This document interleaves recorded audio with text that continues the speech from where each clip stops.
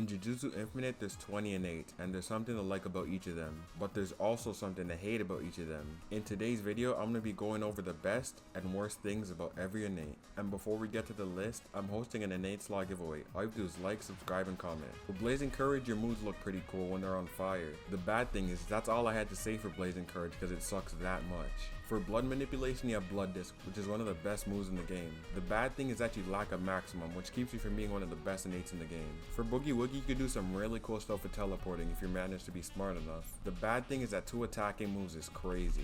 You have one of the most unique innates in the game, and you can do some really cool stuff with this. You could just jump people with yourself if you wanted to, but only having 3 moves is just crazy. You have Pistol, which is kinda cool, but honestly that's all you got. You could have fun being really annoying with your freezing moves, and just ruin somebody's day by doing this the whole time.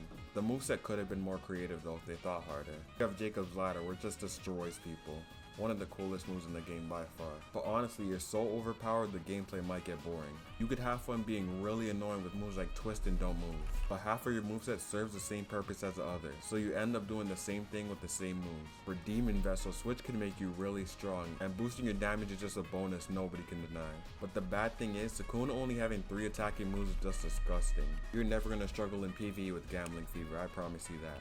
But the thing is, everyone who has you ends up spinning you. Tsunami, Water Jet, and Piranha Storm are the GOATs for PvE. They just end up helping so much in any situation. Hydrokinesis ends up being more helpful at the beginning stages rather than the latter.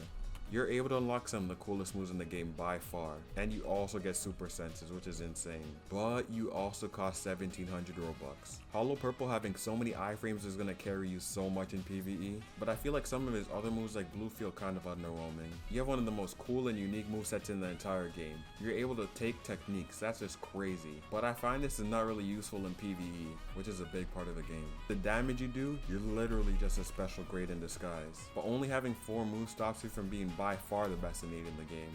Your moveset's really cool in your PvP legend. You can do some really cool stuff with Isomer and the Deformed Fist, but a lot of your moves send people flying, which really isn't helpful for PvE. You're able to do some of the coolest setups in the game with your Nail and Hammer. Those long range M1s are a godsend for PvP. Honestly, I wish I had more stuff that she did in the show. Her curse technique is really cool, and they should add more stuff from it. Well, you have Broom, which is pretty cool to fly around with. And there's not much to say about this than that. Molten Chamber and Eruption are legends when it comes to PvE, but his other moves like Ember, Insects, and Fisher seem kinda underwhelming on the other side. For Star Raid, you're literally good at everything. You're good for boss battles, PvE, and PvP.